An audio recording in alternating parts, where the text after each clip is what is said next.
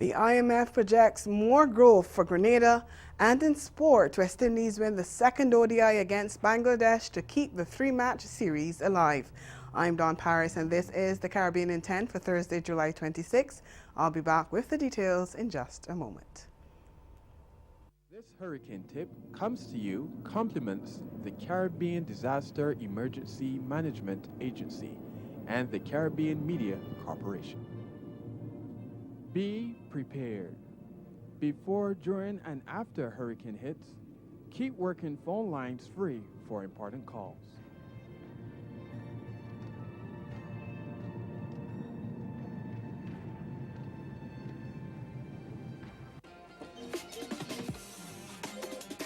And that's a flour, baking, now the ghee,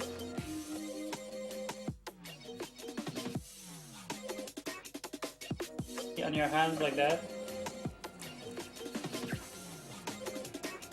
So make the balls roll nicely and smooth.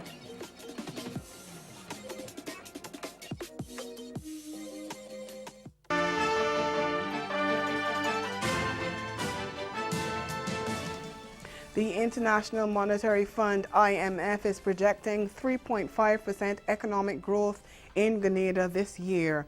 A release by the Washington-based financial institution on a Wednesday said the economic outlook is positive, adding that continued policy resolve and public support for reforms are critical to restoring debt sustainability, improving medium-term growth prospects, and strengthening the financial sector. The release followed the conclusion of the IMF's Article 4 consultation with Grenada on July 13th, and the executive board of the IMF said the projected growth follows on from the economic expansion last year. The executive directors commended the Dr. Keith Mitchell-led government for implementing sound policies leading to a strong economic and fiscal performance and sustained debt reduction. They welcomed the continued fiscal adjustment in compliance with the framework of the Fiscal Responsibility Law, the FRL, which has supported policy credibility. Inflation is expected to edge up in 2018, reflecting recent global energy price increases, but is expected to stabilize at 2% in the medium term. The IMF said the primary fiscal surplus is expected to remain high in the near term, supporting rapid debt reduction. And once the public debt ratio falls below 55% of GDP, and that's projected to happen in 2020, the fiscal surpluses and the pace of debt reduction are expected to be moderate. They emphasize the need for measures to improve the business environment and labor market, address weaknesses in the implementation of public infrastructure spending, and reduce skill mismatches. Corruption concerns and dwindling public trust in the political system in Jamaica have sparked a meeting with a coalition of 5 private sector groups and Prime Minister Andrew Holness. The meeting, which is set for next Tuesday, is expected to discuss issues related to the timelines presented in the administration's 5-point plan and a request for former Energy Minister Andrew Wheatley to be excluded or to recuse himself from all cabinet meetings where Petrojam is being discussed. The coalition also wants the public disclosure of the terms of reference, composition, and deliverables of the Strategic Committee, which is tasked with reviewing Petrojam's operations. Members of the 5 groups met with opposition leader Dr. Peter Phillips to discuss their concerns earlier this week. In a statement on Wednesday, Dr. Phillips said useful ideas were exchanged during the discussion, and he said that support was also given to the group's 5-point action plan, and he presented his own ideas. Barbados' Prime Minister Mia Mottley will hold discussions with CARICOM Secretary General Erwin LaRocque on the way forward with the CARICOM Single Market and Economy, the CSME. Mottley has lead responsibility in CARICOM for the CSME, and Friday's discussions, which will take place in Barbados, are expected to focus on the key CSME matters to be addressed at forthcoming meetings of the Council for Finance and Planning and the Prime Ministerial Subcommittee on the CSME Cardiff for September. The special meeting of the Conference on CSME will also take place in Trinidad in November. During the closed-door talks tomorrow, which will also be attended by some members of Motley's cabinet, the Prime Minister and Secretary General LaRocque are expected to outline how resources can be mobilized across the community to advance these initiatives. Motley has promised to meet on a monthly basis with the CARICOM Secretariat to advance the CSME regime. Environmental ministers in the Eastern Caribbean have identified greater areas for collaboration and unified action to address a number of climate change issues affecting the region.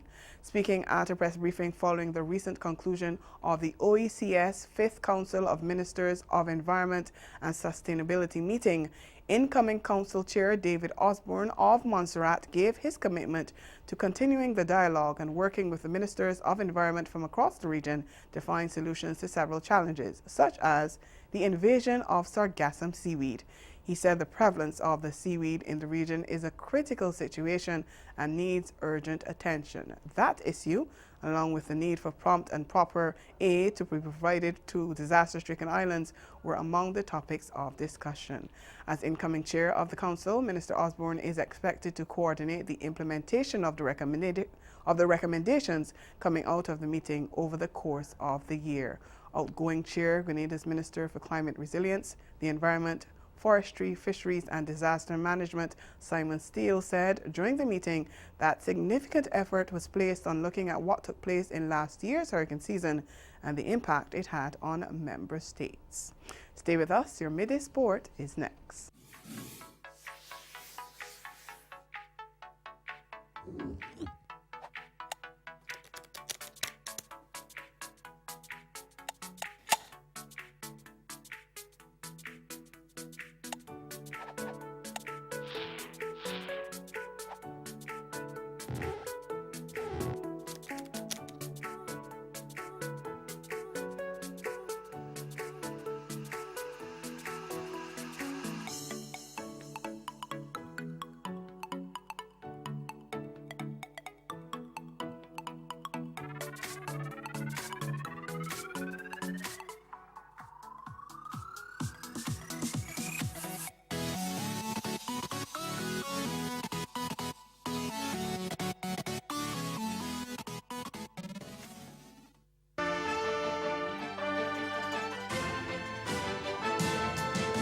Continuing with sports, rookie batting sensation Shimron Hetmyer slammed a spectacular 100, but it was a brilliant last over from captain Jason Holder that earned West Indies a tense 3-run win in the day-night second one-day international in Guyana late last night.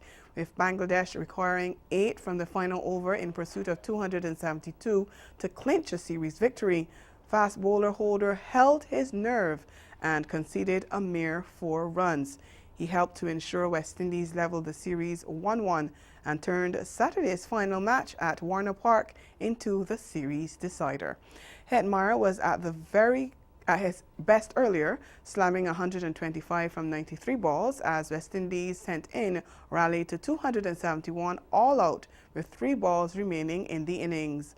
Playing before his home crowd at the Guyana National Stadium, the left-hander dazzled with 3 4s and 7 6s to record his second ODI 100 and become the youngest West Indies batsman to score 1 on home soil. Wicketkeeper Mushfiqur Rahim top-scored for Bangladesh with 68, leading a trio of batsmen with half-centuries. Shakib Al Hassan struck 56 and Tamim Iqbal 54. And that's sports. Join us this evening at 6:30 for Caribbean Newsline.